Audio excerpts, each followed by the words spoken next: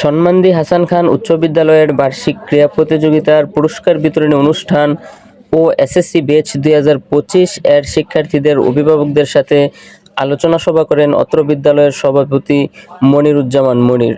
এ সময় উপস্থিত ছিলেন অত্র বিদ্যালয়ের ম্যানেজিং কমিটির সদস্য মোহাম্মদ আলী, মঞ্জুর হোসেন, মহিলা সদস্য জোহরা এবং অত্র বিদ্যালয়ের প্রধান শিক্ষক দেলোয়ার হোসেন ও সহকারী প্রধান শিক্ষক সেলিনা আক্তার সহ সহকারী শিক্ষক শিক্ষিকাবৃন্দ। আজকে এসএসসি পরীক্ষার যদিও 2025 সালে অনেকদিন বাকি আছে, কিন্তু এটা বেশি দিন না। প্রি-টেস্ট পরীক্ষা হয়েছে, প্রি-টেস্টের পরে আপনার টেস্ট পরীক্ষা হবে, তারপরে এসএসসি পরীক্ষা, ফাইনাল পরীক্ষা। আমার কাছে খুবই খারাপ লাগলো, আপনারা যারা এখানে অভিভাবক আছেন, আপনারা নিজেরাও দেখতেছেন অনেকের সন্তান এখানে দাঁড়িয়ে আছে। কেন? তারা একাধিক বিষয়ে প্রি-টেস্ট পরীক্ষায় খারাপ করেছে, রেজাল্ট খারাপ।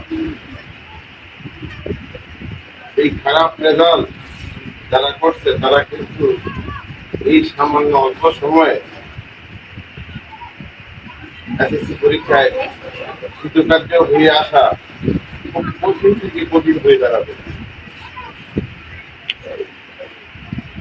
আপনার এই সন্তানগুলো এখানে যারা ফার্স্ট সেকেন্ড থার্ড হয়েছে বা ফোর্থ বিষয়ে পাস করছে, প্রধান শিক্ষক সকলের নাম বলে নাই, আপনারা তো বুঝতে পারছেন যে আপনার কার কার সন্তান ফল বিষয়ে পাস করছে আর কার কার সন্তান এখানে দাঁড়িয়ে আছেন, মানে সব সাবজেক্টে পাস করতে পারেনি। তো বাবা মা হিসাবে আপনাদের মনটা খারাপ লাগার কথা যে এত মানুষের দিকে আমার সন্তান দাঁড়িয়ে আছে। দেখেন, আমি সম্মানদী হাসান খান উচ্চ বিদ্যালয়ে পরিচালনা কমিটির সভাপতির দায়িত্ব নেওয়ার পর আমার প্রতিষ্ঠানের সকল শিক্ষক এবং পরিচালনা কমিটির এই 2টি গ্রামের যারা সদস্য ছিলেন সকলের সহযোগিতা এবং অত্র গ্রামের এবং আশপাশের গ্রামের সকল শিক্ষানুযায়ী মানুষের সহযোগিতা এবং ভালোবাসা নিয়ে আপনারা যারা এই অত্র এলাকার মানুষ, অত্র এলাকার বাসিন্দা, তারা সকলেই অবগত আছেন যে সম্মানদী হাসান খান উচ্চ বিদ্যালয়ে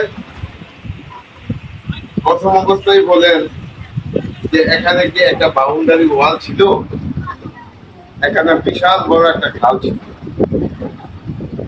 দায়িত্ব নিয়ে নিজের পকেটের টাকা খরচ করে এখানে টাকার কোনো অঙ্ক বললাম না, অনেক লক্ষ লক্ষ টাকা নিজে খরচ করেছি যে আমার প্রতিষ্ঠানটা সুন্দর হোক। একটা বাউন্ডারি না থাকলে আপনার সন্তান কি কোনো নিরাপত্তাহীনতায় ভুগবে? এটাই তো সত্য কথা। আপনার সন্তানকে আগে নিরাপত্তা দেওয়ার ব্যবস্থা করুন। শ্রেণী কক্ষের অভাব ছিল,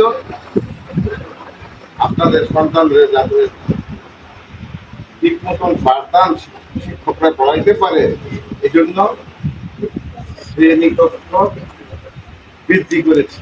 চেয়ার টেবিল এর কোনো সমস্যা এই প্রতিষ্ঠানে থাকতে দিলে আপনারা খোঁজ খবর নিয়ে দেখেন। আমার সময়ে এখানে সম্মানিত শিক্ষকরা উপস্থিত আছে, দায়িত্ব পালন করতে গিয়ে শুধুমাত্র যারা এসএসসি পরীক্ষায় কৃতকার্য হয়েছে, শুধুমাত্র বোর্ডের নির্ধারিত সরকারি ফিস যা আছে এটাও যারা না দিতে পারছে ওইটাও আমরা গ্রহণ করি।